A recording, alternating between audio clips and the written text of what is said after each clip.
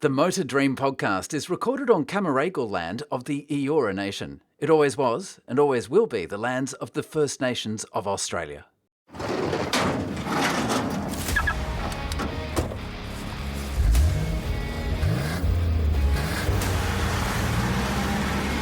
This is the Motor Dream podcast.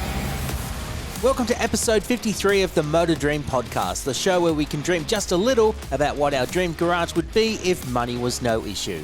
I'm Connor McNally and it's great to have your company once again.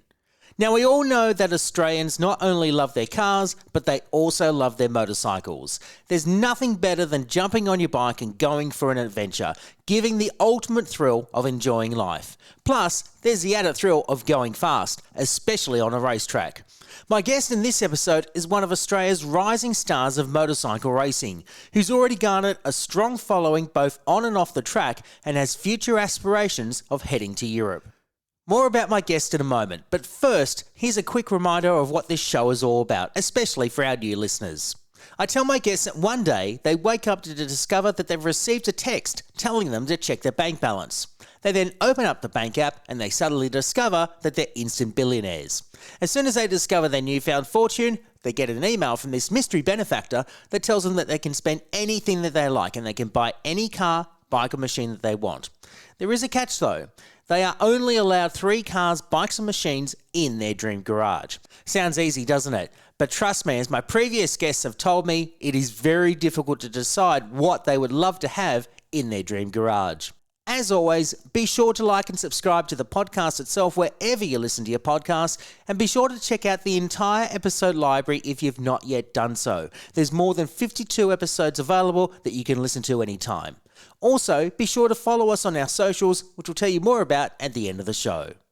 Back in episode 51, featuring Imogen Radburn, we highlighted the surge in female participation in motorsport both on and off the track. This interest isn't limited to four-wheel competition. There is significant momentum in two-wheeled racing as well, with the sport becoming increasingly accessible for women. In Australia, we've seen a wave of women taking their competitiveness to a new level, consistently challenging the status quo and proving that they are capable of securing decent results on the black stuff.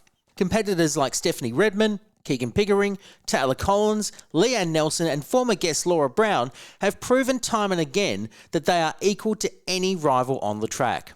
And now, there's a new generation of talent that's made an immediate impact in the Australian Superbikes paddock. Having made her debut in the Supersport 300 class in 2022, Tara Morrison has quickly become one of the leading lights in a class that is known for its highly competitive nature, with capacity grids at every round of the Australian Superbikes Championship. Since she made her debut 4 years ago, Morrison's star has been on the rise. In 2024, she finished on the podium for Team Oceania at the inaugural FIM Intercontinental Games. And in 2025, she created Australian Superbikes history by becoming the first female rider to win a Supersport 300 championship race. And her efforts both domestically and internationally attracted the attention of some key figures within the paddock, notably internationally renowned DJ Carl Cox.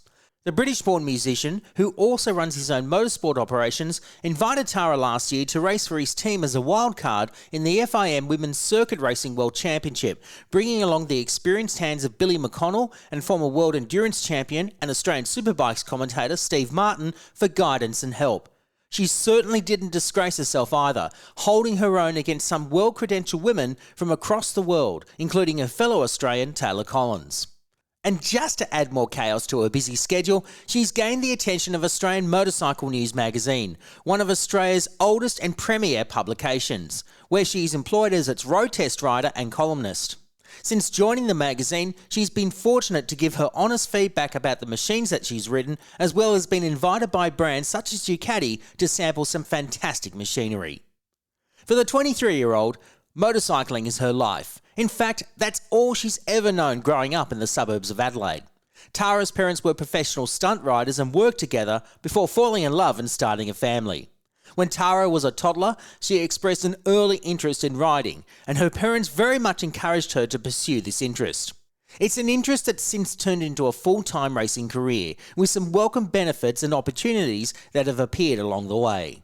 For 2026, her focus for the year was firmly focused on winning the Australian Supersport 300 Championship as part of the shortened 2026 ASBK season. The reason for this was the championship switched to a summer season later this year. When we recorded this interview in March, Tara was preparing for the second round of the championship at Sydney Motorsport Park, aiming to carry her positive opening round momentum forward in her pursuit of the title. In fact, she won the final race of Supersport 300 at the opening round at Phillip Island in front of a passionate crowd that attended the World Superbike Championship. Along with a championship discussion, we talk about her racing career to date, the riders that inspire her, and her motorcycle-influenced dream garage. So without further ado, I hope you enjoy my chat with Tara Morrison.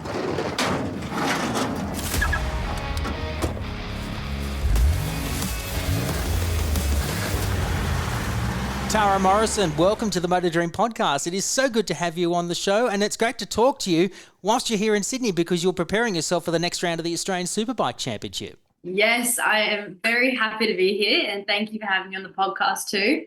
Yeah, I drove down from Adelaide after the Sydney Motorsport Festival on Sunday night with my mum. You mean the Adelaide Motorsport Festival? Yeah, what did I say? You said the Sydney Motorsport Festival. Sydney's on my mind. No, little Adelaide. Sorry, the Adelaide Motorsport Festival. But yeah, and then we drove down Sunday night and Monday, and then I was testing Monday and Tuesday with motor school at the Sydney Motorsport track. And then today and yesterday, I've got a bit of a free day running around doing errands and talking to you. And then on Friday and Saturday, I am racing again at Sydney. And then Sunday is the women's only ride day, which I'm not allowed to ride at, unfortunately, because of the ASBK ban for the race meet. But I'll be talking to lots of the girls there. And then I'll be driving back on Monday and then back to work on Tuesday. That's a mad life you've got. But you wouldn't have it any other way because you love motorcycling, you love riding. That's the one thing that I've really noticed already. You're only 23 years or close to being 23 and you love motorcycling. It's part of your life, isn't it? It is. Absolutely everything I do goes into it. Like the amount of money and effort and time that you have to put into motorbikes, it's almost like I would feel that if I knew that I was only putting 99% into it, I would just not bother. Like absolutely everything in my life is surrounded by motorbikes. Everything I do from the moment I wake up to the moment I go to sleep, every decision I make, everything I plan in my days and my weekends is like only about bikes, only about my racing stuff. Like, you know, this is a really tough sport and I'm definitely putting as much as I can into it. So it's pretty busy. It is. Exactly. Well, you've been very successful since you've made the step up to national level competition with the Australian Superbike Championship, currently racing in Supersport 300. And as we're recording this, because the second round's at Sydney Motorsport Park at the time of recording, the previous round at Phillip Island, you won your second career victory in the top echelon of the sport in Supersport 300. You won your first outright race last year at Phillip Island, the first female to win the Australian Supersport 300 Championship as a race, which is fantastic. But you're now 1-2 at Phillip Island. There seems to be something very special between yourself and Phillip Island. We know it's a great track, but you're very, very happy with how things have gone, particularly for the start of the year. Yes. I don't know if I'm wrong, but I think I've won 3 times. Have you won 3 times? Okay, well, I stand corrected. If I get that wrong, that's going to be very embarrassing. I'll stand corrected then. 3 times. Yeah, I think my first win was at the beginning of last year, right? At the World Superbikes, and then I got another win at round 5 last year. After coming so on last year in round 5, it's a 2-day round. Was that at Morgan Park? No, at Phillip Island. Oh, Phillip Island. Won at Phillip Island. Oh, yes. So a massive goal on a massive thing on my to-do list this year is to get a podium or race win at a track other than Phillip Island, because I don't believe a female has won at any other track, I don't believe, other than Phillip Island in any class. Well, the only other woman to have won a race in the Australian Superbike Championship is Taylor Ralph, or Taylor Collins, as she's now known as, because at the time of recording, she's just got married to her long-time partner, Ted. So congratulations, Taylor. But yeah, Taylor Collins won when it was Moto3 back in the day. And that's right, yeah. So you two share quite a bit of history. You know, you became the first woman to win in Supersport 300, but Taylor was the first in any category in the Australian Championship to win an Yes. outright championship race, that's historic in itself. You must be happy that you're part of that history in Australian motorsport. I am, yeah. There's many great women who have paved the path, I guess I could say. And yes, I do have a lot of inspirational women in my life, and yeah, I'm glad I can be a part of history. And yeah, I'm definitely aiming to be the first woman to win an ASBK championship this year. So yeah, that's the goal, and I'd like to put more in the history books. Well, right now you're in that position where you can challenge for the championship. There is a long way to go. It is a shorter season than previous years because it's moving to a summer calendar from later in the year. But for a 5-round championship, what would it mean if you did win the championship? I mean, it would be historic for so many reasons, but it would be, I guess, breaking the traditions of what's around around motorcycle racing, that it's a male-dominated sport. You're smashing all the glass ceilings, being one of the leading contenders. So it would mean something very special to you, wouldn't it, if you won the championship? Yeah, absolutely. I'm actually really excited for the shorter season. I think it's going to help me a lot, specifically with just the punchiness of the rounds, since they're so close together. And I kind of work better like that. I think going from like not stopping almost, it helps me keep the momentum up. And the main difference from the seasons that we've done in the past compared to this year's is that, for one, it's going to be a bit more predominantly in winter, which means that the likelihood of wet races is going to go up, which I really, really love the wet, as I've showed at Phillip Island. So I think that would be advantageous for me in my riding style. And we got rid of one raceway, but we also have one less round at Phillip Island. So a bit balanced out there. I didn't perform great at one raceway. It's just not really my style of track. It's very choppy, right? I like really hard braking or super fast and flowy. Like second gear and sixth gear are my two favorites, and everything in between is kind of just just the gears between those two gears, in my opinion. Yeah. But yes, I am currently third in the championship. And yeah, I'm going to keep it that way or better this year. Well, Sydney Motorsport Park, we know it's a very fast-flowing circuit, a lot of constant radius corners, which means you've got to keep yourself on the power all the time. And you've got so many riders trying to slipstream and get past you. The long straight down to Sydney Motorsport Park is one of those places where you can gain that toe and try and get that slipstream to get past. It's going to play an integral part in being right up the front for the rest of the championship, isn't it? Yeah, absolutely. For the Supersport 300 class is, I don't know if I'm biased, but I think it has the best racing out of any class in the ASBK. It's not just about like getting your elbows out and who can be, should I say, ballsiest going into a corner or anything, but like you can look in front of you in a race and there will be 5 people going through a third gear corner all leaning on each other. Like when I come back in from a race, I have to clean tire marks off of my leathers and my bikes, because it is like rubbing is racing in the 300 Supersport category. And yeah, obviously slipstream plays a lot too because of the massive straights at Phillip Island and Sydney and Tailem Bend. For little bikes, it makes a huge difference. Like your gearing for qualifying to racing can change a massive, like heaps, because if you just go out on a track on your own, you're not going to get that slipstream. But when you're in a race, there could be 10 people in front of you and you don't want your limiter being hit, 300 meters that way. When you're about to go into turn 1, you'll just get absolutely swamped. And that's a massive thing about Phillip Island. But my gearing is different in qualifying and racing, and you just have to be smart about it. Like when I did get my first race win, I was all the way at the front, not all the way at the front, but maybe like 0.8 of a second at the front. But I knew that there were 2 people behind me that were at the time better than me coming into the tight corner at MG. And I knew in my head that the guy was going to try to overtake me up the inside. But I also knew that I was too close to them to be able to get like a runaway onto the straight. So I quite literally in my head, like let him go through off the inside of MG, trying not to let him know my move. And then he overtook me, and then I was like, perfect. And he was gassing it onto the straight, and I used his, and then I used his slipstream. So I purposely put myself back. No, it was 2 positions. I purposely put myself back 2 positions because I knew that they were going to use my slipstream or I was going to use theirs. So you have to be really switched on like that as well in 300s. It's like a game of chess, isn't it? Yeah.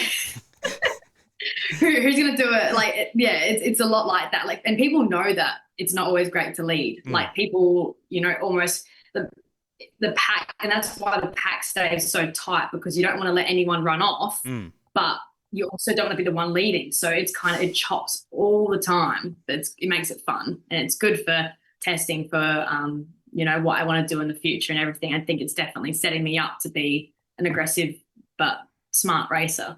You're already showing those elements of being a very aggressive but smart racer. I love the fact that you've been very passionate about motorcycles for a long time. Where did that love of motorcycling begin for you? When was the age in your childhood that you went, this is for me. This is what I want to do. I don't want to play football. Don't want to play gymnastics. I don't want to do any of that kind of thing. This is what I want to do. I think it was always written in the stars for me. I thought I had a choice in the matter, but I don't think I did. With my dad was a stunt rider at the time, stunting for like supercars and the GP and everything like that. Oh, and then, okay. Yeah, and he was sponsored by Monza Imports, who I'm sponsored by now. And then my mum was working there at the time, be a sponsored layout. I don't know what the word is, but my mum was working there at the time, and my dad needed a partner, a stunt partner, and she put her hand up. And that's how their love story began, by my dad needing a stunt partner. So they did stunt riding together for a few years. And then I was born. And when I was brought home from the hospital, my parents had already bought me a Pee-wee 50 that was sitting by my cot waiting for me. Nice. That's so sweet. That's so... Yeah, I know, it's pretty cute. And then my first birthday present was a little Rossi rocking bike replica. Like my dad had a little rocking bike. So cool. And it is cute. Engraved in the tank was like, happy first birthday, Tarzy. And it was my go-go bike. It was pretty cute. But yeah, I did speedway when I was like 5, when I was younger, and then I kind of went away from it and I tried netball and I danced and I surfed. So I did do a lot of sports, but up until I turned about maybe 16 or 17 was when my dad got me a Ninja 250, a little road bike, and I just been riding dirt bikes for maybe once a year up until then. And then when I rode the Ninja 250 at Port Gawler, just a little go-kart track, I was wearing my mum's like leather jacket from the 80s and some jeans and stuff, and they had to pull me in. They're like, I don't think you should be doing this unless you're in full leathers. And I was like, really? They're like, you're pretty close to getting your knee down. And I was like, no way, like take pictures of me. And I was like, I was at this far away from getting my knee down. It felt like that. Wow. But, and then the next time I went out in my mum's Danese, like 80s, like retro, like orange, blue, white leathers, and I got my knee down, and I was like, this is kind of fun. and I was 17 at the time, and then we just club racing and state racing and track days for a full year. Yeah. And I went to a national championship, straight to the ASBK 1 year after riding a road bike for the first time. That is crazy. It's like You're right. It's like it's made in the stars. It was like your destiny long before you were born. So you must be very proud, though, that your parents, I wouldn't say forced you into it. They encouraged you into it from a very, very young age. No. Yeah, exactly. No, they definitely didn't, because I don't know if I was trying to be a rebel or something, trying like dancing and gymnastics and everything. And they were like, okay. And then I was like, can I like take this 250 out? Because my dad had bought it for my 16th birthday. And I didn't ride it until I turned 17. And I was like, when are we going to take the bike out? Should we do that sometime? Just was like, yeah. And Dad's like, okay, yeah, sure. Like, try not to get too excited, I think. And then I loved it. And I'm like, yes. I think they're both pretty happy. So Well, Yeah, no. and it basically started your career, and it's been a big rise up through the ranks, particularly in the ASBK, because usually you would start out in the Oceania Junior Cup, which is supported by Yamaha, but you've been racing in Supersport 300. You went straight into Supersport 300 and been very successful from the get-go. Where do you see yourself once you've accomplished Supersport 300? I mean, there's only so much you can do in Supersport 300 after a while, but you obviously would like to go further. You've done some international racing already, but where do you really want to go in the future? I really love racing in Australia. I really love racing against the guys as well. I think the racing in Australia is very tight, very competitive. There's no, should I say, handouts. Like, no one on the track is going to be nice to you pretty much. So it teaches you to be really tough. And I think, I wish I had started in OJC because that racing is also incredible. But yeah, I think having started so early in ASBK made my trajectory like taller, quicker, should I say, because I was just like thrown into the deep end. But I would choose that every time. But things in the motorbike world changes all the time. But my end goal / dream would to be to race in Europe full time. But I would also love to step up to 600s in the ASBK and keep racing against the guys, or race in Europe for their summer championships and then come back to Australia and race in the summer championship as well. Pretty much if I can just keep racing all year round, I'm pretty happy with that, honestly. But the Women's World Championship is definitely a big goal. It's probably a little while away for me, just more financially. It's definitely a big step up from Supersport 300 in Australia, but yeah, I would absolutely love to get there one day for a full season. And I think in the wildcards I did in England and Spain, I think I showed a pretty good beginning results and everything, beating a couple of the seasonal riders and showing my commitment to the sport. So. Well, it's interesting that you mentioned the Women's Circuit Racing World Championship, which is supporting the World Superbike Championship. We already know Taylor Collins is competing in that championship on a full-time basis. It'll be her third season at the time of recording when she starts the championship pretty soon. But like you mentioned, you've done a couple of wildcard races in the 2025 season. How exciting was that for you to step up onto a world stage such as the Women's World Championship? And how did that all come about? Where did that inspiration to move up to the World Championship level come from? Absolutely. Like I said earlier, I love putting myself in the deep end. But when we heard about the Women's World Championship, we bought one of the R7s and did it up for the Women's World Championship spec, which is pretty much just an Akrapovic exhaust system, honestly, and some rear sets. It's very stock standard suspension and bike setup. But I really wanted to do a wild card in that ever since the first season came out. And I was lucky enough to be able to raise the funds thanks to my sponsors last year. And a track that I really wanted to go to was Donington, since I hadn't been there before. And I know a lot of people in England, like racers and everything, that would be able to help me out, such as Billy McConnell, who was probably the major reason and help as to me getting over there. And then Steve Martin, who was in Europe at the time perfectly for a family holiday. I dragged him over to England for the weekend as well. Steve Martin's he's a legend. He's a legend in his own right. Yeah, absolutely. He has been a massive part of my racing career probably since the beginning of last year, and has been a massive, massive help. But yeah, the fact that he was in Europe with his family and I'm like, you want to come down to England for the weekend? He was like, yeah, all right, I'll come give you a hand. So he was my crew chief. So it was just me and my partner, who's one of my mechanics, and Steve. It was just the three of us. It was quite humble, fun weekend. I got to do one test day there beforehand on an R7 that was like a sport bike spec.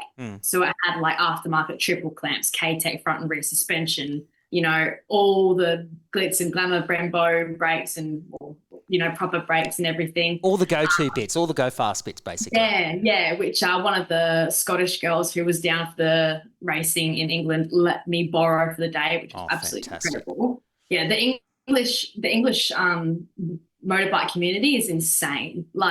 Their club races were packed. The pits were insane. There were so many people there. Everybody's willing to give you a hand.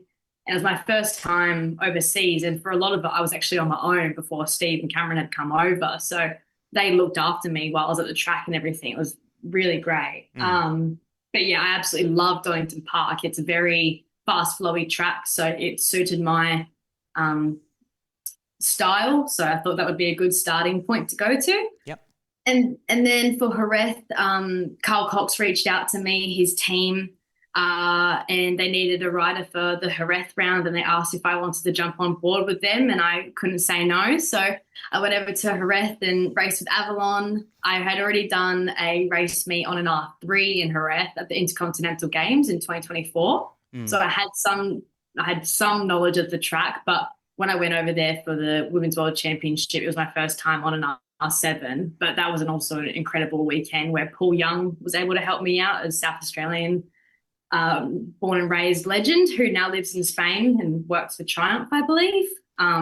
He races for, well, he's part of the team that Ollie Bayliss is riding for in the World Supersport. Yeah. So That's right. Yeah. So, and his partner Kat is too. So yeah, they're pretty incredible. They were very helpful, and I learnt a lot that weekend as well. But yeah, it was just lots of fun. I love learning something new. It's good fun. The Supersport 300, it's kind of feels like crunch time. I've learned everything I need to learn, and now it's all about applying and, being strong in the competitions. But the Women's World Championship was just something for me to get some traveling in and get some seat time in that paddock. And yeah, it was really great. We should mention that Avalon is Avalon Lewis, who's the New Zealand rider who has raced in ASBK previously and is also a New Zealand champion. She's raced internationally, very successful at that.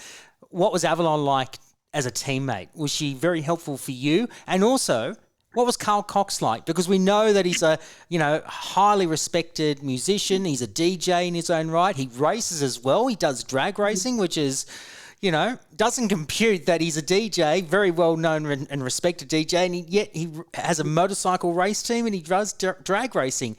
He does a lot, doesn't he?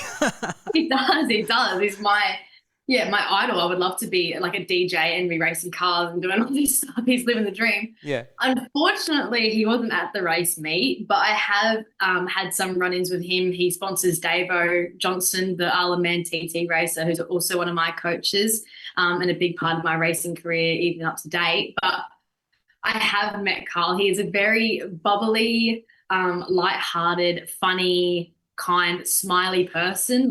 He came to my pits with Davo when I was at Phillip Island, and he was just kind of giving me fist bumps and laughing and dancing. He brings a lot of good energy and vibes to the pits. He definitely sounds knows like it. Yeah. So that was really great. But Avalon is incredible. She's very down to earth, she's very, very smart. She's a very fast racer. She's very hard on herself, for how many achievements she has. She's probably one of my biggest female inspirations growing up, looking at motorcycle races. And the fact that she also has a little son and she's a mum and she can also race the way she does, she is incredible. But she's a very old school racer, which I also really love. She really cares about the community and just being a good fast racer. And she's a fantastic mother, I know that. And she now lives on the Gold Coast these days when she's not racing in Europe. But she's not just a great mum and a great racer, she's also a good cat mum as well with little Simba. Have you seen Simba? No, I haven't. No. I'm a cat mum too. Yeah, no, Simba's on Instagram. So if anyone follows Simba, who's Avalon's cat, they've got an Instagram. Her and Jake have got a cat, Simba, and created its account. So I haven't seen Simba much on Instagram. Oh my God, that is so cute. Yeah, I'm a cat person. What can I say? Not that no one needs to know that on a car podcast or a motoring podcast, but there you go. You mentioned Avalon. You mentioned Avalon as an inspiration. Your other heroes, I'm really curious to know. Jenny Tinmouth. I've not heard of her before, and I'm sure not too many people would have known unless you're in the motorcycle sphere. Tell us about Jenny Tinmouth and what she is well known for. Jenny Tinmouth is Tinmouth. Fastest woman. Sorry. That's all right. She is the fastest woman around the Isle of Man TT. And from what I've never got the chance to meet her, but from what I've heard about her, again, she is very down to earth. She puts, just racing and being fast as her main priority. And yeah, that's kind of what I think the characteristics of the majority of my idols is people who care about what happens on track and who are real people, authentic people who are the same as when you see them on social media and when you see them at the racetrack. But yeah, people who are just kind and have paved the way pretty much. So like Anthony Gobert, who was just a classic. He was a character. He had personality and he was having fun. And, he brought that to the motorcycling world, which everybody was very grateful for, I'm sure. Jenny Tinmouth for just being a serious racer, not, talking too much about the fact that she's the only, the fastest female. I think she barely even talks about that, which I think is really cool. And then that also carries on to Avalon, who's just authentic and just gets crap done pretty much. It's probably the best way to say it. It's more about exactly. Than them on a racetrack is what I gravitate towards, I think. I find it so fascinating just reading up about Jenny's career. Like she's only a couple of years older than me, so she'll be 48. Actually, she'll be 48 in a couple of days at the time of recording. So she's still actively racing, but she's only done 2 starts in the Isle of Man, and she retains the lap record for any woman around the Isle of Man, which is just utterly incredible to think that it's been held for 16 years. And no one has been able to beat that ever since. I just find that utterly amazing and inspiring at the same time. Anyone that needs to look at Jenny Tinmouth, go and find her on YouTube. I'm sure there's some vision of her doing the Isle of Man. And I guess just watch the vision. It's just incredible. Very. But the Isle of Man would also be a massive bucket list thing, and if I can be the fastest woman around there too, or anywhere close to Jenny Tinmouth's record, that would be insane. Like I might be underestimating the Isle of Man, but it looks wicked, and I would really, really like to give it a go and see what I can do there too. It's one of the most dangerous road circuits in the world, but it is one of the most challenging and certainly like the pinnacle for so many in motorcycle racing. I can see why you would love to take it on as a challenge. Yeah, definitely. You also mentioned Anthony Gobert. We sadly lost Anthony in the recent past in the last couple of years. Obviously a very troubled adult, like in his adult years, but he was such a talent. He was so good, and I remember him rising through the ranks of what was then the Shell Superbike Championship back in the day, long before ASBK, or it evolved into ASBK. But to see him do things like on Hondas and Suzukis, as he did back in the 1990s, and then he gets his chance to show his worth on the world stage, like that time at Phillip Island 30 years ago this year, on a green Kawasaki. I think it was a privateer Kawasaki, and he dominates, and then he goes on the podium and absolutely goes crazy, takes off his leathers in celebration and everything. I still remember that to this very day. I mean, he was so larger than life. He had such a great personality. Obviously, he had a lot of demons, but when he was on the racetrack, he was so good. He was amazing. If he wasn't, just incredible for his results on a motorbike and the way he rode a motorbike, the way he, brought people together and made people actually excited about motorcycle racing. I wish, I do my very best to bring that back. I'm trying to bring it back, I think, because it's definitely, since legends like him have, faded out of the sport or passed away or anything, I feel like the sport is just lacking that heart, which I try to bring back again, just like, my dad got this video of Anthony Gobert winning the race, and he went across the line and he was like that. And then he goes, and I actually have a very specific line through Siberia, which most of the 300s, they hug the line, but I go very like wide and then get a really good run onto the straight through Haitian stuff. And obviously Go was on a bigger bike, so that's just the line for that. But I'm kind of doing a super bike line, and you can put the video next to each other, and it's kind of like similar. I'm like, oh, that's so sick. And when I, haven't gotten a good result at Phillip Island, I've always like, put on a bit of a show, celebrating over the line and clapping at people and woohoo, getting everybody revved up. Absolutely. Even when I come into Part Ferme or, I qualify in the front row or I get a good podium result, I'm always like, and get people to cheer and, love getting photos of people and throwing hats and clapping to the crowd and having a laugh and, just being a real person instead of trying to be, I don't know, I guess it's like harder these days because, it's more expensive and you need to find sponsors and you want to be professional and everything, which is obviously what I try to do too. But I think I have a lot of pride in the fact that I'm trying to make myself like relatable and just like a normal 22-year-old girl who just loves to race motorbikes as well. Just like go, but he almost didn't take it, he didn't take it seriously at all, which is kind of something that people loved about him. So just anything that can bring back that heart in sport, I think is what I try to do.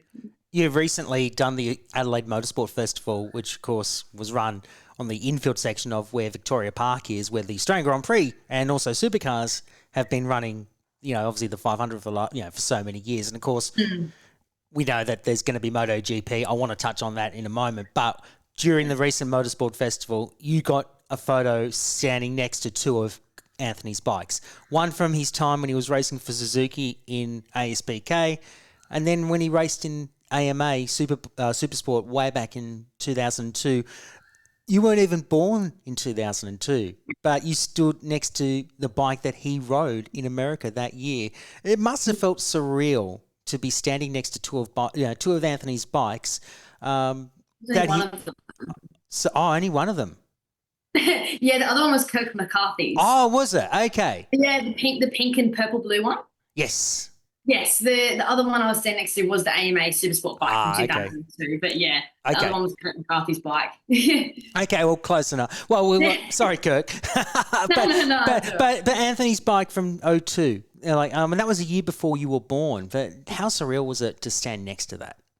It's pretty insane. It's very, very. I can almost like feel the energy from it. It's it was really surreal. It's Savo Johnson's bike, and I was almost like, can I have a ride? But I was like, no, I'm not going to do that. Like, I almost didn't even want to touch it. I was, very starstruck, but I'm really sad that I couldn't have met him. All I've heard from people who did meet him is that he was a very cool character and a really good guy. So I'm disappointed that I couldn't have met him, but I'm happy that I can look back at his races and his celebrations and, try to pick up some of that and use that as motivation to be like him, someone that so many people loved. And also the Kirk McCarthy replica bike, my dad helped build that one up too.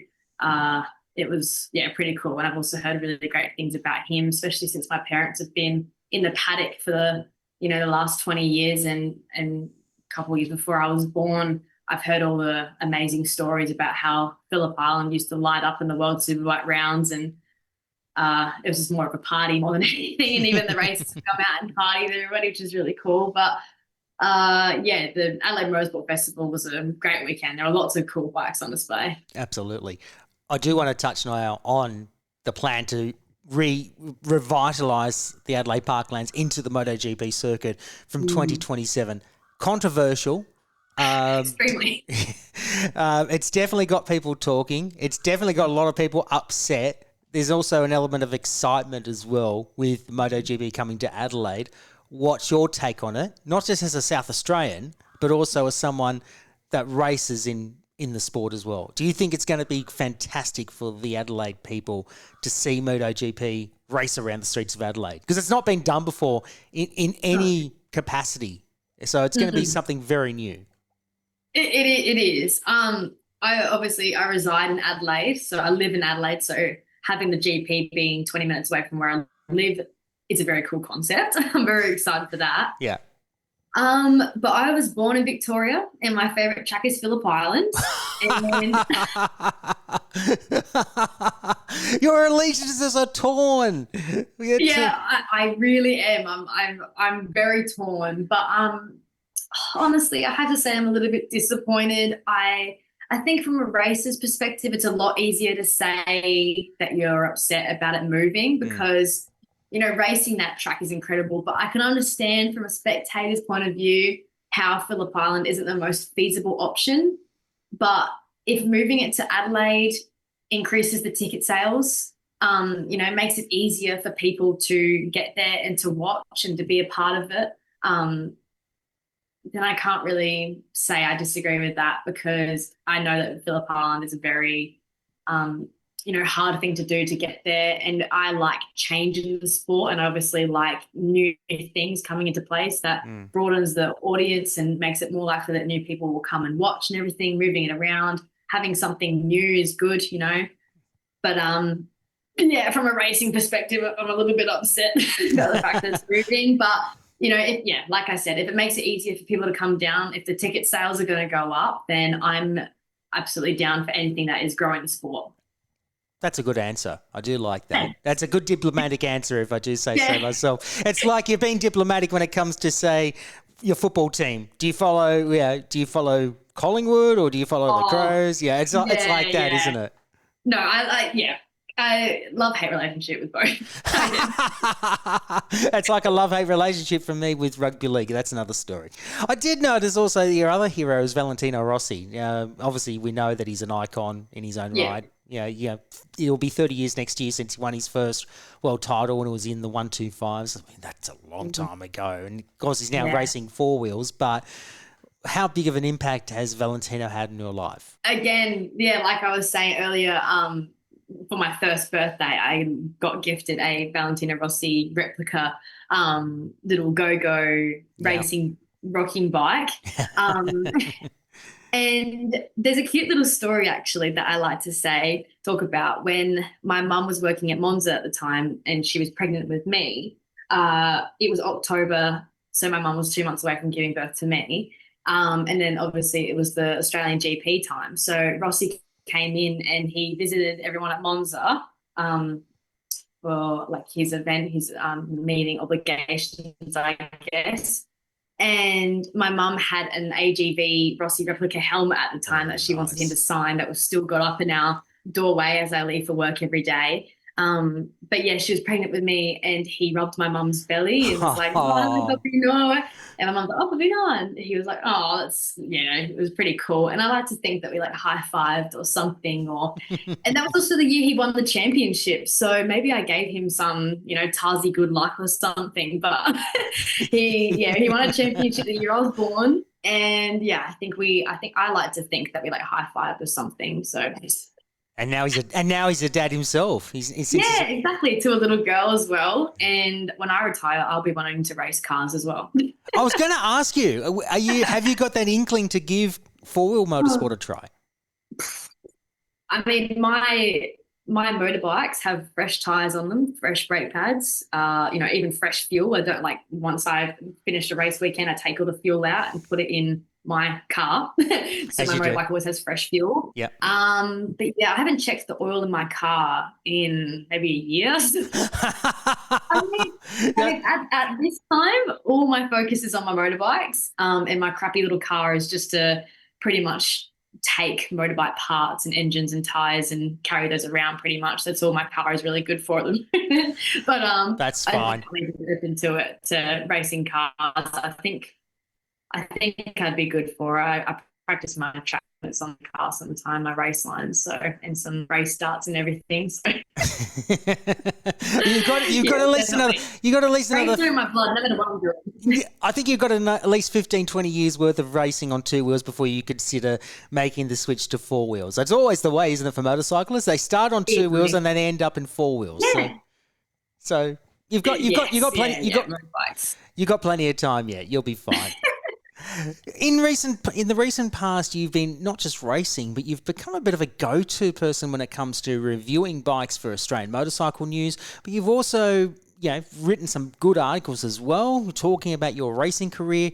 And since then, you've gained the services of Emma Nedov, a former guest of ours on the podcast, where she's looking after your sports management, which is Yeah, very exciting times for you. You have someone of Olympic caliber like Emma Nedov to be in your corner and support you and get the sponsors that you need to go racing, not just here in Australia, but also internationally. Absolutely. The ND network help out with a lot more than just sponsorships. They help with my performance coaching and my nutrition and my physical programs pretty much for training. But yeah, it is a very well-rounded management that I've got there that truly care about athletes and are really there for anything that I need, which is very helpful, just so I can focus on racing. And they connect me with new people and they help me in talking to, bigger businesses or something. So it's maybe a bit out of my league in my ability to talk to the CEO of a, business or whatever for the possibility of sponsorship. But yeah, she obviously she is an Olympian, should I say.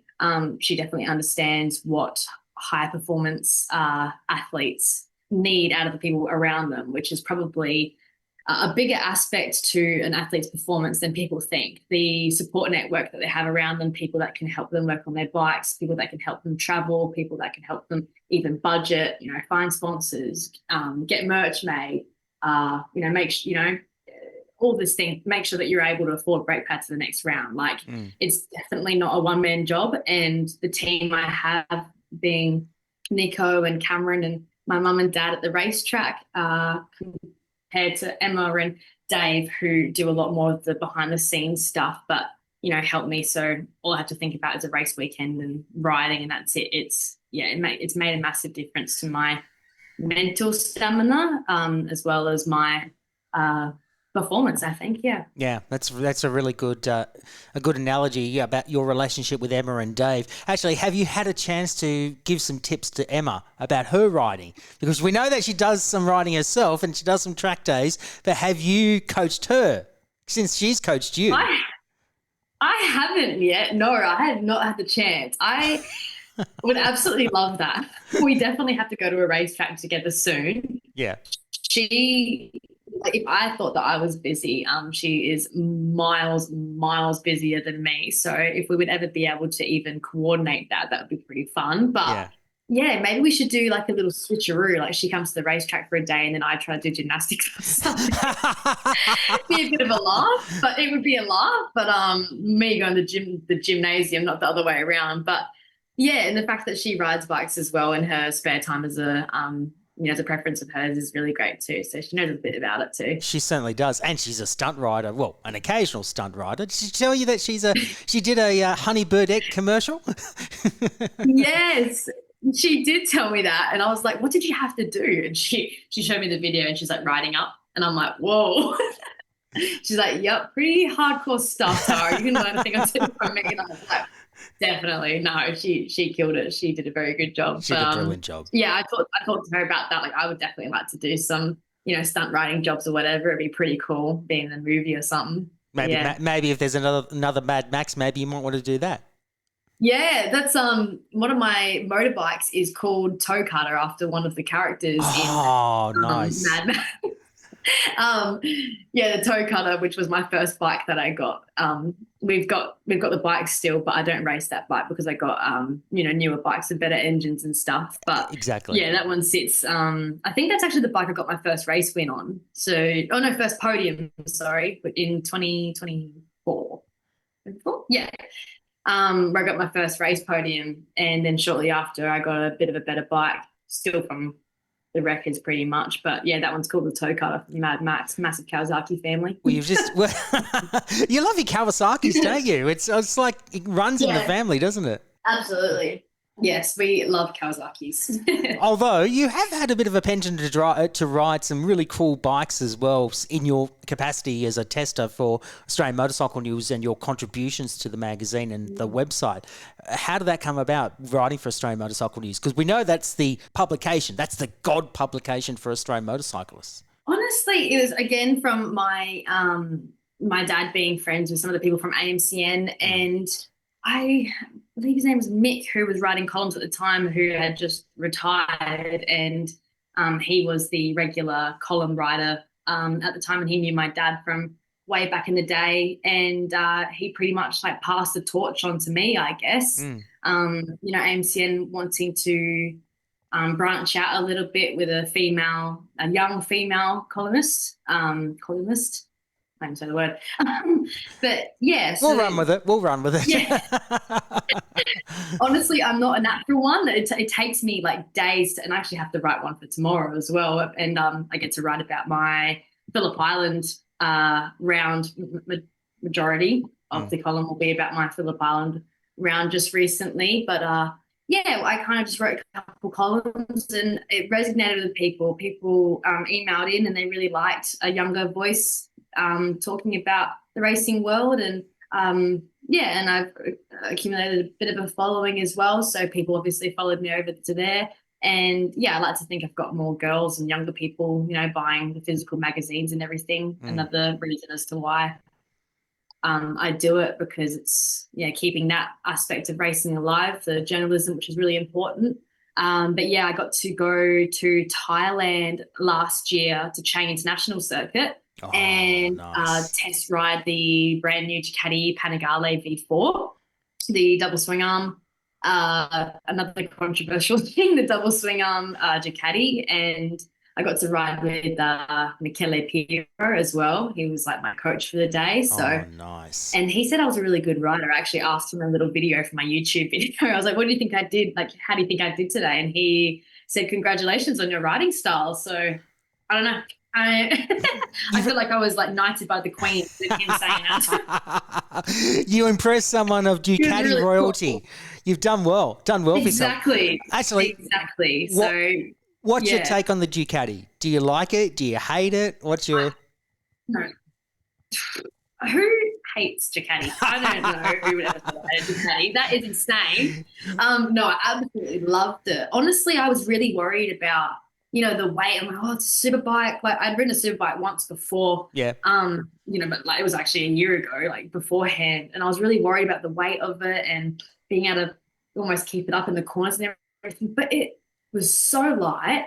It just steered exactly where you wanted it to steer. It was, it was very smooth and nice. It was almost like riding a roller coaster. Like, it was really incredible and so much fun. I reached 300 k's an hour on the straight as well. So that's another bucket list thing I could tick off. But yeah, it was beautiful. I hadn't ridden the old Ducati Panigale before they transitioned to the double swing arm, and I've never ridden a single swing arm Ducati. So I would like to ride the older one and see how much of a difference it makes. But I also got to go to the like conferences and talk about like with the actual Ducati Italy like manufacturer, the main guys, and they talked about all the changes and advantages of the new bike. So that was really, really cool to learn about too. I should be careful not to diss Ducati because I know Alana Barado from Ducati Australia. So hi, Alana. Yes, we love the bikes. She was my racetrack mum all week for that. She is incredible. She is the most bubbly, amazing person ever. And she has a massive passion for it too. And she also rides and everything. But it was really cool having another woman there, and she's also someone that I look up to, and I'm very grateful to have met her as well.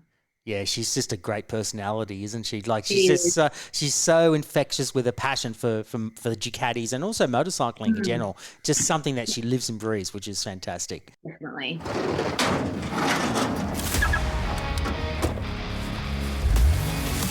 This is the Motor Dream Podcast. Okay, Tara. We know.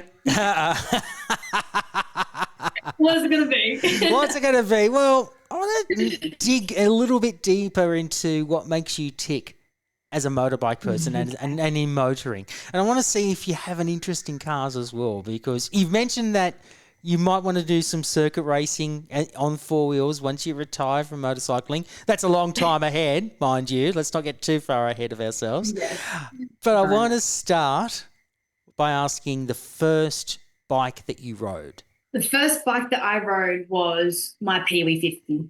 They're What brand was it? Was it Honda, Yamaha? Kawasaki? Yeah, a Yamaha PW50. Right. Just a little blue, cute little bike. I've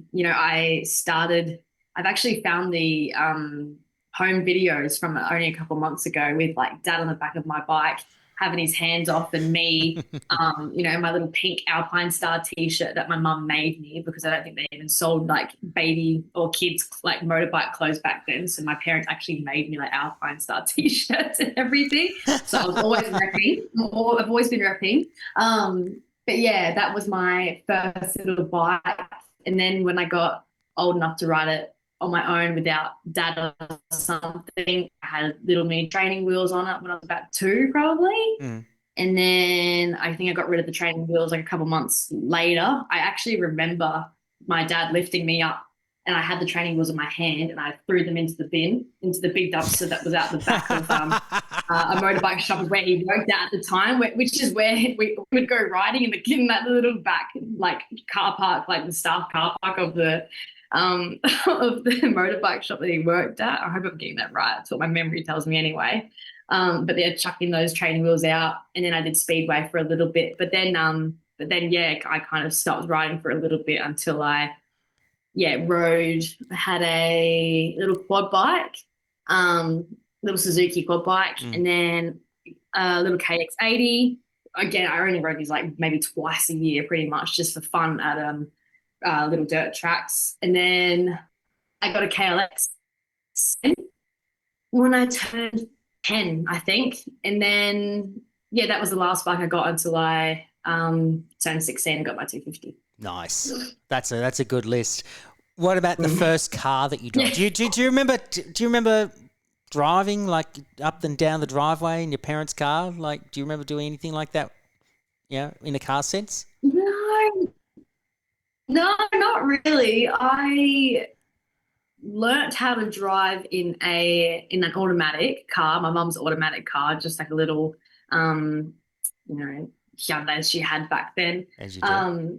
And I learned that, but I got gifted from my parents a little Holden Astra, like a little red hatchback 2-door, like sport mode Holden Astra, like a 2006 model. So I think they bought it like a couple grand or something for my birthday present when I got old enough to drive on my own. Yeah. And I hadn't really got much time learning how to drive the manual car yet.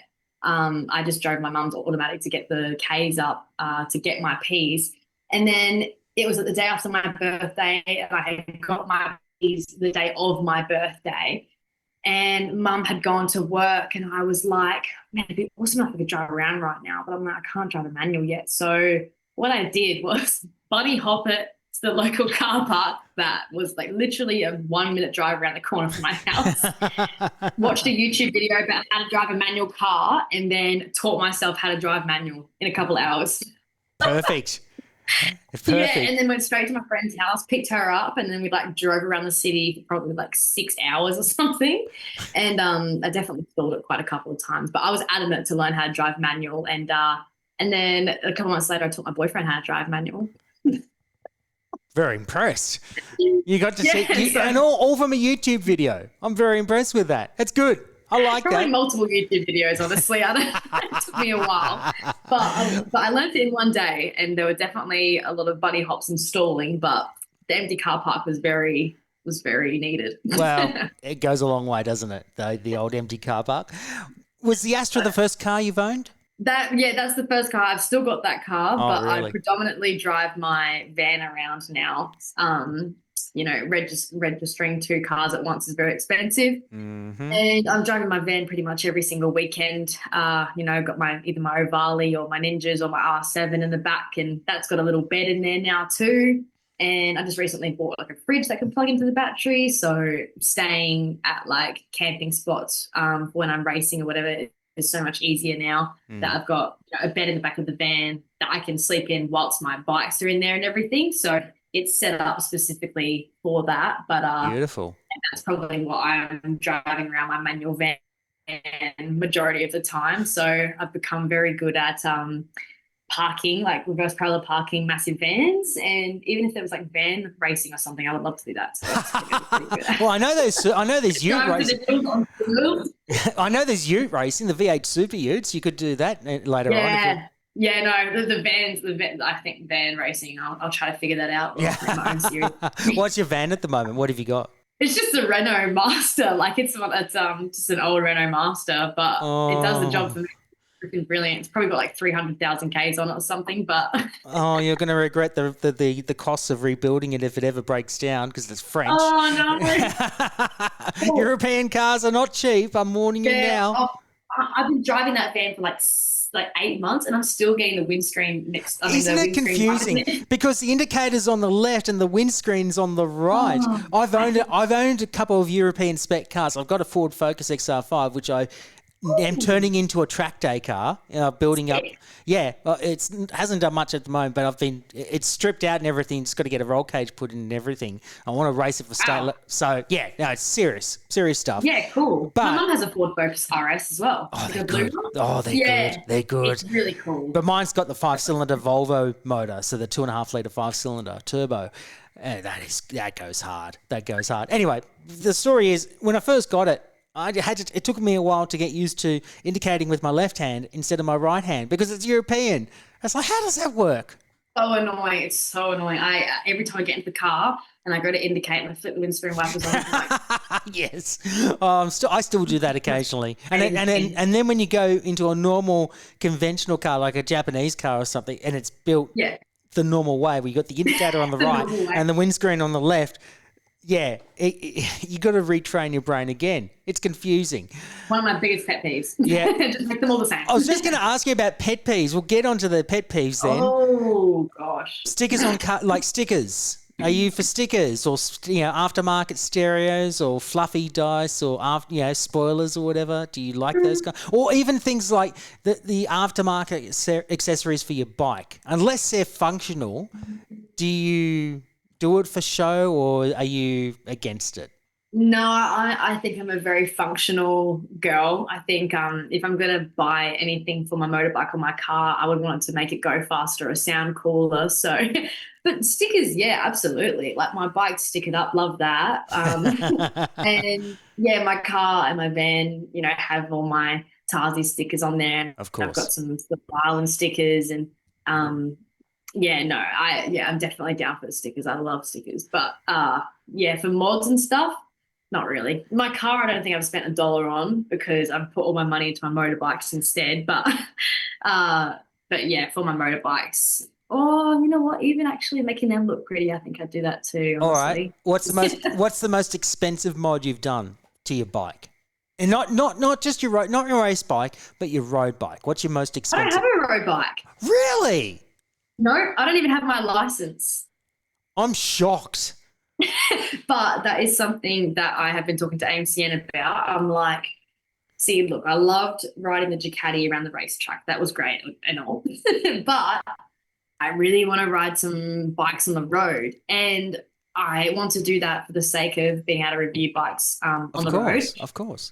And I want to broaden the community as well and try to get people who ride on the road for fun to convert them to coming to the racetrack, and especially girls as well, because I feel like girls are a little bit more intimidated about coming to the racetrack. So if they do want to do, try getting their knee down or something, they do it on the roads. And I think I'm going to be the one to be like, come over to the racetrack. So that's one of the main reasons I want to go on the road. Totally. But yeah, I've been talking to AMCN about that and hopefully something's in the pipeline. I love the fact, I want to touch on quickly before we go back onto the questions. In the recent past, we've seen some really good young and experienced female racers come through and do ASBK and really broaden the awareness of women racing in motorsport, which is fantastic. It's not just in the four-wheel sense, but also in the two-wheel sense. You've got people like Laura Brown, who's currently on hiatus because she's now a mum. Stephanie Redmond, who's been a rider coach for so many years. I mean, she discovered Senna Agis, who's done so well in Moto 2. There's some good riders in there that have done some really, really good things. I know Keegan Pickering's raced previously in Supersport 300, so the talent's definitely there, and they can definitely take it up to the men, can't they? Definitely. I think Laura Brown's last ASBK race was my first, actually. So I was like, oh, great, there's another girl here. And then I rocked up to the next round. She wasn't there. And I'm like, oh, crap. So, yeah, no, oh, my gosh, I remember that. That's right. But and Stephanie Redmond, she is amazing. Like, she has such a good reputation, and the way that she worked for On Track. Was it called On Track? It was Road to Track. Was it? I know. The team that Anthony West rode for last year. Yeah, that's it. Right. But yeah, she plays a really pivotal part in their team, and she can like read data, and she's insane. I've like listened to her a bit, and I've had a couple conversations with her, but she is very knowledgeable. I got it. It's Addicted to Track. Addicted to Track. Thank you. Yes. She's worked with them for a little while, and done a really good job. And to have a woman that's not just, I shouldn't say just, but to have a woman that is a part of like the mechanics and data and everything of a race team, like a superbike race team, is so sick. Like, if I wasn't racing motorbikes, I would definitely want to take on a career, being higher up in the race team. That'd be really, really cool. Yeah, that's a good answer. I hope that happens, because we need to see more women team owners in motorsport. And I know we've got Betty Klemenko doing, of course, supercars, of course. Imogen Radburn is now doing the Mustang Cup, her own race team, Sydney-based. And I know she's a driver coach as well for Driving Solutions out of Sydney Motorsport Park. So if she's there, you should go and see if she's at Sydney Motorsport Park over the weekend.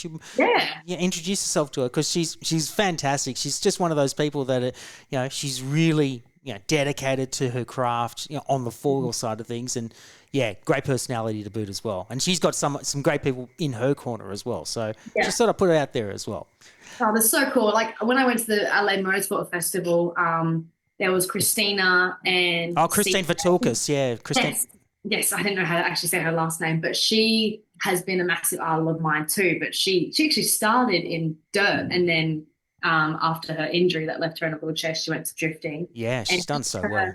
She has, and just her outlook on life, and the fact that she, something that could have made her quit very easily, and she didn't, and she went to drifting and stuff, is really, really cool. So that was another good thing about the Adelaide Motorsport Festival. I met Tabitha Ambrose, who is going to be a future guest on our podcast. I've already interviewed her, but she will be a future guest. Yeah.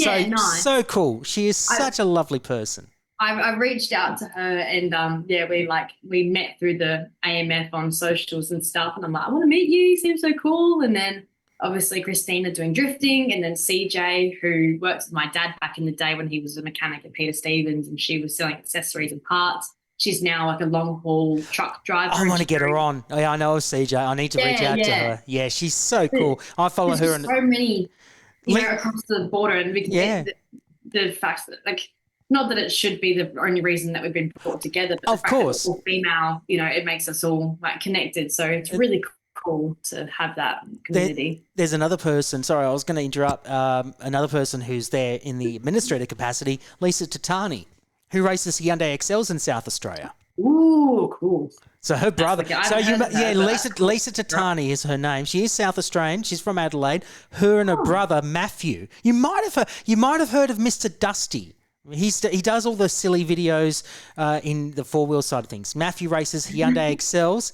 He basically, I guess you could say it's a piss take. Well, it's a light-hearted piss take on motorsport, four-wheel motorsport as a whole, from grassroots.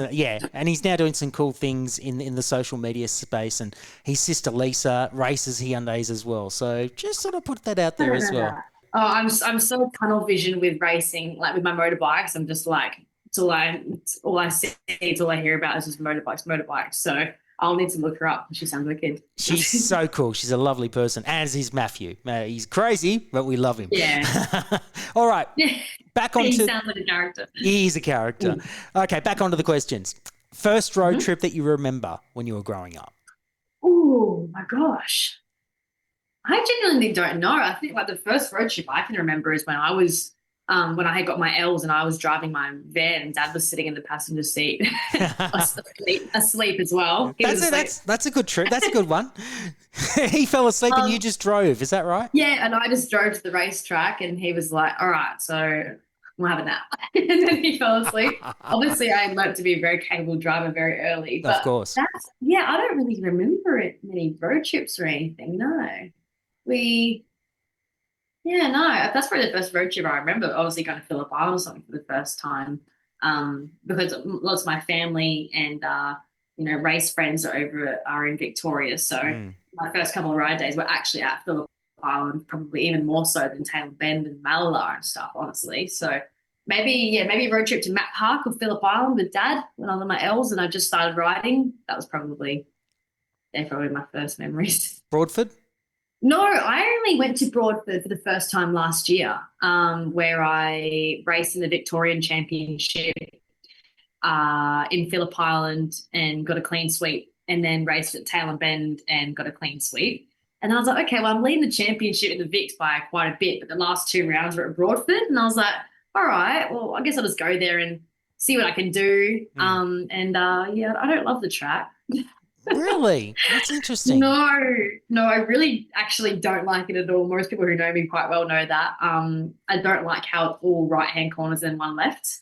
Fair enough. And just the ripple strip and stuff. I'm a bit of a princess maybe in that sense that I need a lot of ripple strip on the outside of corners and stuff. And it's a bit rough around the edges, but I love its character and I love the racing atmosphere and the people and like the camping and everything that goes on there. But probably the race track isn't my favourite. Fair enough. What about music? What kind of music do you listen to when you go on a road trip? I honestly, most of the time, probably drive in silence.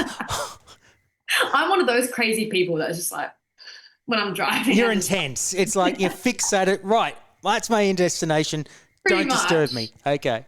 I'm one of those people that say I listen to everything, really. I listen to my classic, girl pop music, which, I know. But no, I also listen to, Dad's kind of music like ACDC and Guns N' Roses and In Excess and all that kind of stuff. But, I also love my girl music, which is really funny because I'm always in this massive, huge van. It's got like motorbike stickers on it. And, I've got like my helmet bags in the front seat and even tires and shit. And then also even tires and stuff. And then people rock up next to me and I'm like screaming like Taylor Swift or Rihanna or something. And they're like looking up into the van like, what? And I'm like, hey! In this massive, huge van that's obviously got like motorbikes and crap in it. And I'm like, singing some like girl pop songs. Yeah. As you do. Okay. What about having food in cars, like eating in cars? Like, do you do it? Oh, yes. Yeah. Yep. I've recently made I got the best Christmas present ever, which is a fridge that you can plug into the smoke port of your van. Oh, yes. So now and obviously since working with Emma and stuff, I've become way more serious about my nutrition and, what I eat to fuel me for racing, but also driving 16 hours to Sydney, is that I pack everything in my fridge. So I have breakfast, lunch and dinner on the road and I just get it out of my fridge, which is so great. And I've got, a packet full of waters and like some coconut sugars, which are like my guilty pleasure, the best drink ever. It's my guilty pleasure too. It's my guilty pleasure. It's the best. And then, just little snacks and stuff. So that keeps me going when I'm driving long distances for sure. I'm always snacking in the car. My guilty pleasure is coffee. Coffee and tea. I'm not a big fan of coffee. Okay. It's kind of annoying because it would be good to have like a caffeine hit sometimes, but I don't really like it, unfortunately. I can have a shot of it in like, I can have it like a mocha or something, but that's all right. That's all right. Yeah. All right. You obviously don't have your motorbike licenses yet, but did you get your car license first go? Yes. You had to really think about that one, didn't you? No, I did. And I was actually more thinking about the fact, I can't remember if I got a perfect score or just off of it. And I think I got just off of it because I didn't slow down in a school zone or something. So not really good thing. But I know, almost perfect. But you could have been failed there on that one. I know, exactly. I think that's the only reason I didn't get a perfect score. Okay. I probably shouldn't even say that on here, but there you go. That's okay. I do now. I learnt my lesson and now I know. Okay. Yeah, my bad. Okay, so you've only got, you obviously got the Astra and then you got the Renault. But the best bike that you've owned, we won't worry about the cars, I want to know the best bike you've owned. My Ninjas, my 400s. They're like my old boots. I bought I had the 250 and then I was like, this is too slow. So I got a 400. I'm like, whoa, huge bike now. But I've got an Ovale and an R7. Oh, nice. Yeah, but my Ninja 400 is just like my old boot. I can, ride it really aggressively without thinking about it at all. I'm just so used to the bike now that I can really focus on whatever race I'm in and not really focus about the bike too much. And yeah, I think it's a really fun track bike. Like even people that I meet at the track who have bigger bikes, I always try to convince them to buy. I always try to convince them to buy a smaller bike for track because it's just so much more fun riding little bikes, in my opinions, on tracks. You can, All right, quick question. The Ovales, which of course the mini GP bikes, they look like a lot of fun. I know Wayne Maxwell's got some involvement with Ovale here in Australia, former ASBK champion. What are they like? Are they they're like a go-kart to me. Like they're like the two-wheeled equivalent to a go-kart. They are really, really fun. They're perfect for testing and not for testing, for training on. I think I have a very upright style, kind of like Mick doing like an old school upright style, whereas lots of the kids I'm racing against have their elbows, have their elbows on the ground, and I'm really upright like this. So the Ovale has been really beneficial in me getting my whole body off and learning to let the bike stand up and lean off of it a bit more, because it's just so tiny. And it's really advantageous for people who are trying to train, because it is a less likelihood of injuring yourself if you have a stack. So, if I rode on my bike, which is on a big track where I'm going 200 and it's a lot higher up and the corners are faster and everything, it's more likely you're going to hurt yourself than if you're on a little Ovale, testing the same thing, like training the same thing, but just at a lower scale pretty much. Yeah, it's just a little bit safer in my opinion. So it makes it a bit easier. And it's obviously more accessible because I can just take it to a go-kart track and, almost chuck it in my partner's ute instead of having to bring the van and everything. It's just easy. We should mention your partner, Cameron. Does he race bikes as well? Does he do that kind of thing? No. No, you can't have a boyfriend that races bikes. It doesn't need to be on him. It needs to be on me. Well, I mean, you look at Ted and Taylor. No, true. But no, he's a rugby union player. Oh, so, okay. Yeah. We need to get him over to the good side, to rugby league. Cameron, you've the opposite about you, but hey, Cameron, you're listening. We need to get you into the 13-a-side game, mate. Absolutely not. I can see him right now listening to this, and he's like, Well, him and I will have we'll argue until the cows come home and say which of the codes are better. It's perfect that he's a winter sport as well. Yes. That rugby's a winter sport, because then I can actually come to some of his games on Saturdays, which is good fun for me. I know nothing about the sport. I just clap when everybody else does, and when he goes over the line with the ball, I know that's a good thing too. So that's all you need to know. They'll just tackle and scrum with each other, and they'll just get the ball across the line. That's all you need to do. yeah, exactly. He was he was best and fairest last year, and he's signed my belly pan with it because obviously he puts a lot of his time and everything into helping me and my team prepare my bikes. And obviously, he's my pit guy, like the pit bull guy, and changes all my tires for me and does all that. So he's been a huge help. Fantastic. And very, very grateful for him. But yeah, it's pretty great. That's good. That's really good. All right, question moving on. Mm-hmm. Have you had a bike that you've regretted owning? The worst bike you've ever had? No. Really? No. Absolutely not. Okay. No. You put a full stop on that. No. Okay. All right. What about the best road trip that you've been on in your travels? Has there been a trip like, say, in Europe, for example, or even just here in Australia that you've had a trip that you remember so well that you still think about it to the day? Probably one with my mum. She plays a really background character. Character in my racing career. She predominantly does the online stuff. Sorting out accommodation and getting my entries in, or emailing people for flights or, booking my flights or anything like that. So she doesn't really, and she's obviously like a major help in that aspect, more than anybody else in my team could be, including myself. So I suck at that stuff, which is just lucky she's smart in that. But I went on a road trip with my mum last year to Sydney for the Sydney round, and we left like a couple of days earlier so we could drive up really slow. And we saw the dog in the tucker box. Is that what it's called? Yeah, dog in Gundagai. Yep.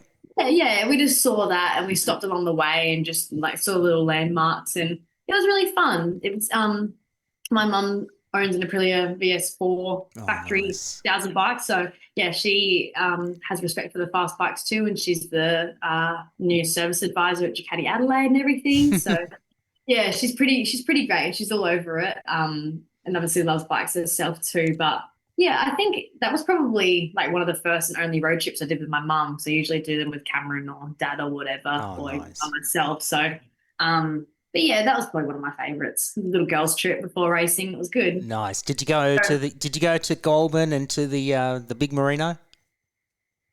I cannot remember. Honestly, I'm not too sure. But just doing the girls' trip and getting to listen to girls' music and everything. It was good. Okay, cool.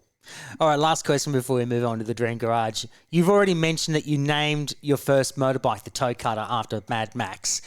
Do you have any other machines that you have named after? Because it's obviously clear to me you name your bikes and your machines. So is there anything else? Oh, I actually don't. The two bikes that I have at the moment are two Ninjas. I actually don't have names for them, but I need to come up with some. So if anyone has any ideas, let me know, because I do like having names for my bikes. I think it makes me closer to them. But no, I don't have names for my bikes at the moment, but I'll definitely think about that for the future. I do like Toe Cutter though. I mean, I don't mind people that name their cars or bikes or anything, but Toe Cutter is a very interesting take for a bike. Obviously, it has it has an interesting story behind it. It's a little bit gruesome, actually. Go on, tell me. Are you sure? Yes. I don't know if Dad will like me telling this story. Nah, he tells people all the time. So obviously my dad was a stunt rider, but he had an accident about 9 years ago in the Adelaide 500 where he broke his back and is now in a wheelchair. Oh, okay. So paralysed from the torso, belly button down pretty much. And has no feeling or sensation in his legs. But then he got back on a bike pretty soon after getting out of hospital and everything, and he has like boots with cleats on them so he could connect them to his Superbike that he had at the time that he's now sold. But one time when I wasn't there, he actually rode my 400 with some friends and stuff, but he cable tied his feet to the foot pegs, literally with like cable ties, and didn't realise that one of his feet had actually come loose in it, and he had dragged his foot around on my bike that I was racing at the time. He had dragged his foot around the corner and had shaved his toes off his right foot. Yeah. So that's why we call it the toe cutter as well, because it's literally had toes cut on it. He couldn't even feel them because he had no feeling. No, but he was like, something smells like burning or something. And then he went around the next lap and he saw a part of his shoe on the track and he's like, crap, that's not good. And I'm like, nice. Like, I wasn't there, but yeah, that's another reason why it's called the toe cutter. Oh, yeah, gruesome, but it's interesting. It is gruesome, I always thought Barry Sheen losing his pinky back in the day was gruesome enough. That's worse. I've got my fingers broken there. I don't know if you can see. Yeah, I can see it. That little one's broken, but yeah, it's the classic MotoGP, like how they all kiss the camera and their two fingers here all like always bent. Those fingers just get stuffed. I love my pinkies. Hopefully I can keep them. Hopefully you'll keep them. I remember the story when Barry said, he had to change the way, like if he was washing his face, he'd always used to do that. And then he had to be, So, although Dick Johnson once jokingly said he lost it from picking his nose, but that's another story. Got stuck up there and stay forever now. Exactly right. That's funny.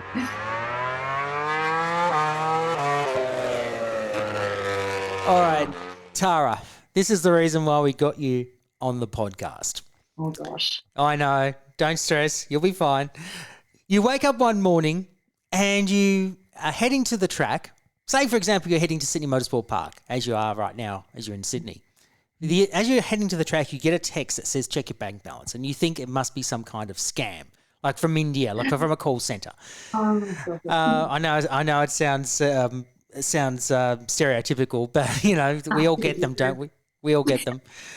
But then you check your bank balance out of curiosity, and you then discover your bank balance has gone to infinity. You've become an instant billionaire, and you have no idea how or why you did it. But then you get an email from this mystery benefactor that tells you that you can buy any car, bike, or machine that you want, but you're only allowed 3 in your dream garage. So, with that in mind, what is the first car, bike, or machine you would love to have in your dream garage? Okay, it would be bikes. All bikes. They would all be bikes. Okay. And I don't know. I'm worried about the reception I'll get for my answers. But the first one is the classic, which is the Ducati Panigale V4. My motorbike is red because Anthony Gobert raced a Ducati in an AMA championship with a number 95 as well. Because I would love to be on a Ducati team. I love their bikes. The Ducati Panigale V4. Okay, before we go on, I need to ask firstly, Anthony Gobert number 95, is that where the inspiration came from with the number? Yes. Okay, secondly, would it be the single swing arm or the double? Oh, it would be the new one. It would be double. It's definitely going to be controversial having the double swing arm, but I understand. I mean, you're looking at 1100, almost a 1200cc V4, and I mean, it produces some, you know, serious horsepower. We're looking at close to, you know, 230 plus brake horsepower, and you did over 300 kilometres an hour when you were doing the test for Australian Motorcycle News. So you already know the speed of the bike. You know how fast it's going to go. But the double swing arm, yeah. Even for that point, I'd probably just drag race it just so I can hit 300 Ks again. I'm still trying to chase that, but nothing beats that exhilaration. It was so awesome and beautiful bike. So I think that would be the choice. I think if you entered a drag meet and you went down the strip at the Bend, for example, you just winning the Panigale double swing arm against someone that's got a Hayabusa or whatever, and you just be able to just floor it and just beat them at their own game. I reckon I'll definitely give it a good shot. I need to get some more practice on my stuff anyway, so maybe I should do some drag racing. I'll be all right. Yeah, you'll be fine. What's your second machine? Yeah, well, honestly, because I really want to ride on the road, but because I would have my other bike as a track bike, little spoiler alert. Yes. I would honestly have a Harley Davidson. No one's mentioned the Harley Davidsons in the podcast yet. You're the first person that's mentioned it. Yeah, there you go. My dad's got a Harley Davidson shop in Adelaide. Nice. But I raced a Sportster for a little while a couple of years ago, which was really, really, really good fun. The torque and power and sound of the Harleys is wicked, and it's a lot easier to get around a racetrack than people think. It's actually really fun and really fast and lots of, really cool. Nice. I'd probably ride that one on the road. I would have like a Sportster or something, just something that I can flick around on the roads and have some fun on that probably. Nice. So you'd have the Sportster S. Is that what you're talking about? The Harley? Yeah. Okay. Yep. That's nice. Actually, looking at it, I'm not a Harley. Well, actually, I don't mind Harley Davidsons. The only one I really like is the Heritage Softails. They're a classic bike. They're like classic. Oh yes. They're they're classic. Absolutely beautiful. Yeah. But looking at the Harley Davidson Sportster, oh my gosh. Oh wow. Yeah, I can see they are so beautiful. They're genuinely lots of fun. Yeah. My first time riding one of those was at Mallala, which is only like an hour away from home. And I went around the Northern Hairpin corner and I was like, it was my first time. So I was a bit slow on it. And I was like, crap, there's like 100 people behind me. Like I can hear them all. I'm like, oh my God, I'm blocking everybody up. I need to get out of the way so people can pass me. And then I turned around, not a single person behind me. It was just the sound of my own motorbike that I was riding. My gosh. So the sound of it is insane. It's really good fun. It looks like a lot of fun. Like for a V-twin, I mean, we know that distinctive Harley sound. Like it's a 1250cc, V-twin, 121 brake horsepower, which is just like the torque, as you mentioned, is just insane. Like it's like 125 newton meters for a V-twin, 6-speed transmission, Brembo brakes, 4-inch display for get your instrumentation, everything. It's got Bluetooth as well. I mean, that's modern. You can listen to your music in your helmet as you're riding along, and like it's just great. Like 60-degree V-twin. It's only 228 kilos. Oh my goodness! Like you would just have the time of your life riding around it. You could do track days on that thing if you wanted to. Yeah, I mean, well, I did race it for a little while. Exactly. I was racing with other. Yeah, and people were like, "Oh, you can't ride those things." I got my knee down pretty easy. It's like the steering and everything about it was pretty simple. But then we just came out of the corner, just wanted to wheelie, and the sound of it was like, oh, so sick. I haven't ridden the Harley since, and I miss it a lot. I don't doubt that. Don't doubt that for a moment. What's your third machine? This has nothing to do with the amount of money that would be in my bank account, because it's definitely not the most expensive bike, but it would be my Ninja 400, because you need a fun little bike. And I don't know, I've just grown. I don't know. I almost feel like I've made a relationship with my motorbike. It genuinely feels like all the time and effort and care I put into it, like I really care about my bike. And I think anyone's pride and joy, their motorcycle, no matter how much it's worth, it's their pride and joy. I think that's the best part about motorbikes, is that no matter what you've got, really, it can bring you together. And I love my little 400. It got me, some history making results, and it's pretty much what I learnt on. And now it's pushing me to, ride the R7, a bigger bike, and one day hop on a 600 to race. So I'm appreciative of the bike. We just bought it at the Wreckers, my dad and I, like from a frame and an engine, and we built them from the bottom up. So they have lots of really good memories behind it, where I learned how to change tires and how to change my spark plugs and chain, and work on motorbikes as well. It's where I learnt everything. So it's just pretty much just got sentimental value, probably. There's just something very beautiful and so simplistic about Kawasaki bikes, particularly the Ninja 400s, or ZX4Rs they're known officially.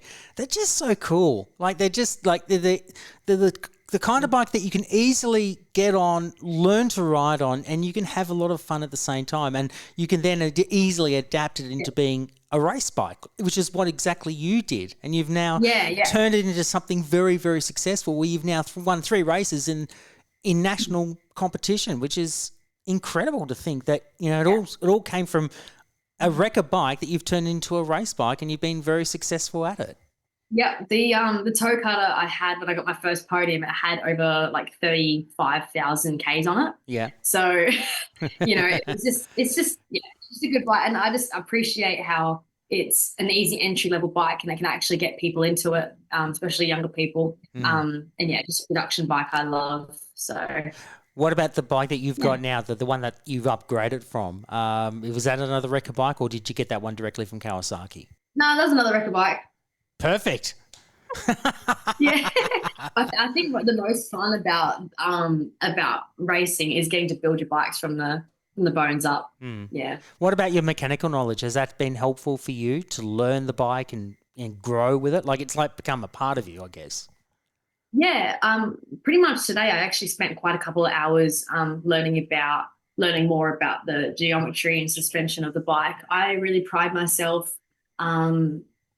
as a racer that I really take initiative, and I really care about what's happening to my bike and why it's happening, and trying to understand and learn how to speak to, people when I have a full-blown professional team who are my family and everything, about how to converse with them about what the bike needs to feel better for me. So I really care about being able to change my own wheels and change my own tires and getting my hands dirty myself. Obviously, my partner and dad, look after that stuff majority for me. But I find it really important, especially as a woman. I want to make sure that I have the ability to do that. I don't just let the boys in my team handle that for me. So, I make sure I can do all that stuff and, help if I've had a crash or whatever. I want to be helpful before my next race out or any of that kind of stuff. I love it. It's a really good way to end what has been a fantastic chat. I love the Dream Garage, all two-wheeled related. Ducati Panigale V4 with the double swing arm. We got to have that, no question. And you've ridden it, so you know what it's like. The Harley-Davidson Sports Duress. Yes, you've raced it. Yes, you love that bike. I do like it, I got to say. Yeah, cool. I do love it. If I did ever own a Harley-Davidson, maybe I might get that if I'm ever allowed to do so. It's something you can flick around as well. It's light. Exactly. Harley, yeah. And then the Kawasaki Ninja 400. I love it. I think you're the first all-bike garage that we've had on the podcast. And I absolutely, really? Yes. Okay. And I can see why you love motorcycling, you love racing.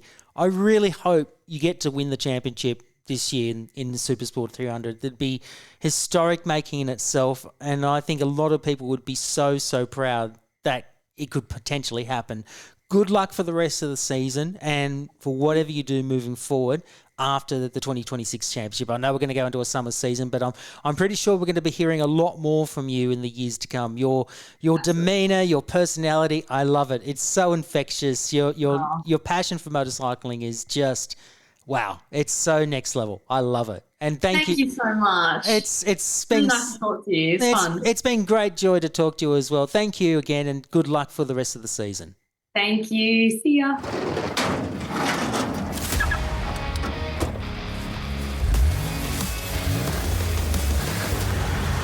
Like I mentioned in my introduction, her dream garage is heavily motorcycle influenced, and there's not one car in sight.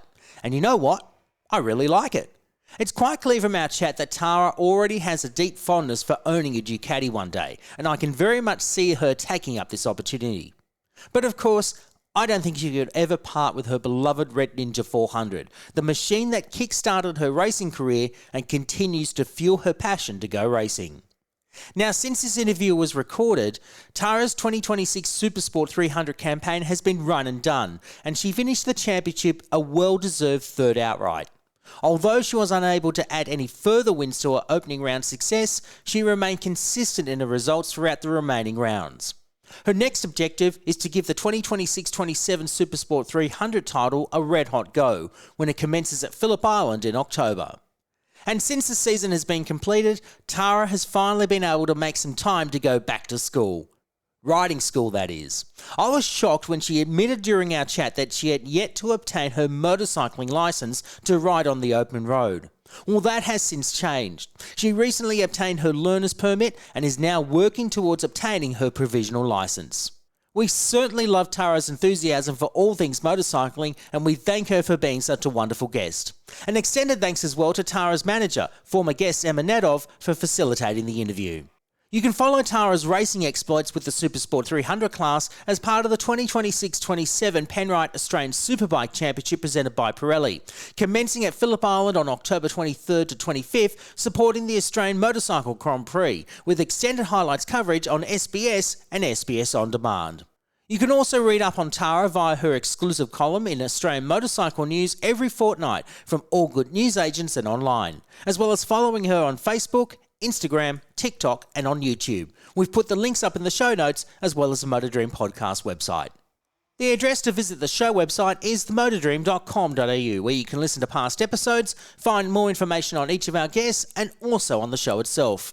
You can find us on Facebook and Instagram with the handle The Motor Dream, and you can start a conversation about your dream garage by using the hashtag The Motor Dream, or drop us a line on what your dream garage would be, or leave us some feedback on the show itself. Our email is themotordream@beastproductions.com.au. Lastly, make sure to like and subscribe wherever you listen to your podcasts, be it Apple Podcasts, Spotify, Amazon Music, YouTube Music, and now you can find us on the Podbean and iHeartRadio apps. Thanks for listening, and remember to drive or ride safely out on the roads wherever you go. We'll be back in a couple of weeks' time for our next episode, featuring our youngest guest ever, 14-year-old Victorian teenager Jackson McDonald. Jackson is hoping to follow in his hero's footsteps and become Australia's next motorcycling world champion as he tackles one of Asia's toughest junior road racing series. I'm really looking forward to sharing this episode with you, so be sure to join me next time on the Motor Dream Podcast. Bye for now. Thanks for listening to the Motor Dream Podcast. This series is proudly produced by Beast Productions.